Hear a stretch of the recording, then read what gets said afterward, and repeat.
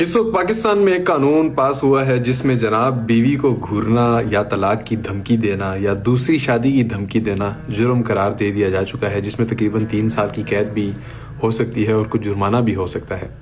یہاں پر یہ ویڈیو میری گورنمنٹ آف پاکستان کے لیے بالکل نہیں ہے، کیونکہ جو انہیں کام کرنا تھا انہوں نے تو کر دیا ماشاءاللہ سے۔ اب یہاں یہ پیغام میرا اپنی پیاری بہنوں کے لیے ہے کہ دیکھیں، عقل مند ہے وہ خاتون جو اس پر کان نہ دھرے۔ یہ میں اس لیے کہہ رہا ہوں کہ اگر کوئی خاتون اپنے شوہر کے خلاف یہ مقدمہ دائر کر دے کہ اس نے مجھے طلاق کی دھمکی دی ہے، تو ہو سکتا ہے کہ طلاق کی دھمکی تک ہی یہ بات رہتی، لیکن اس کا مقدمہ درج کرنے کے بعد وہ بات شاید طلاق تک پھر پہنچ جائے۔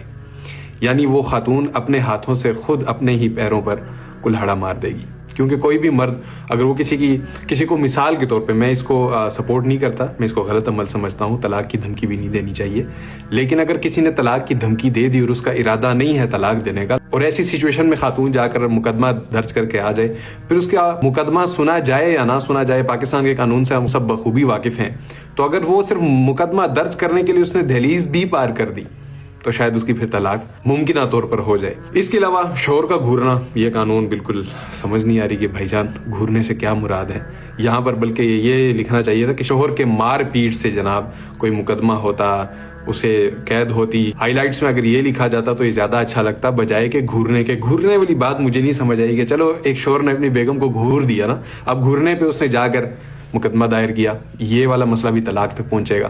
پھر اس کے بعد جناب دوسری شادی کی دھمکی۔ اب دوسری شادی کی دھمکی پر جناب عورت پہنچتی ہے پولیس اسٹیشن اور مقدمہ دائر کرتی ہے، اور وہ جناب مقدمہ چلتا ہے، اور فرض کریں اس شوہر نے وہ قید کاٹ لی ہے۔ اب وہ قید کاٹنے کے بعد وہ شخص آتا ہے، اس بیگم کو فارغ کرتا ہے، جناب چلو تم طلاق پکڑو، اپنے گھر جاؤ، پھر وہ دوسری شادی کر لیتا ہے، تو پھر بھی مسئلہ حل تو نہیں ہوا۔ تو یہ قانون اصل میں بالکل سمجھ سے باہر ہے۔ اب یہاں میں خواتین سے گزارش کروں گا کہ یہ جو میں نے آپ کو جتنی باتیں بتائی ہیں، ان کو مد نظر رکھتے ہوئے آپ نے قدم اٹھانا ہے اور کوشش کریں کہ آپ کا گھر بچ جائے۔